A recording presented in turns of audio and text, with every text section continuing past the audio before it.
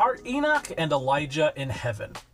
The stories of Enoch and Elijah are powerful, both men of God who obeyed the Father and taught righteousness, but their ends are a bit mysterious. In 2 Kings 2:11, we are told that a chariot of fire appeared with horses of fire, and that Elijah went up by a whirlwind into heaven.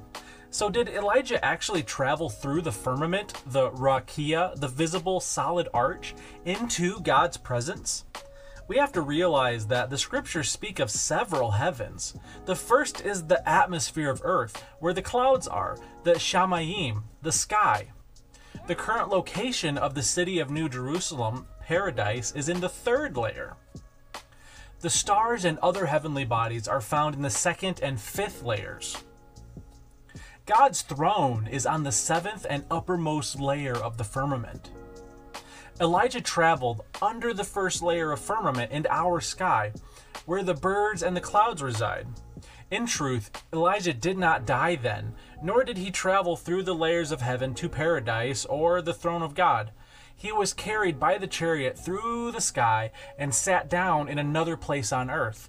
We know this because Elijah wrote a letter to Jehoram, king of Judah, 26 years after he was translated.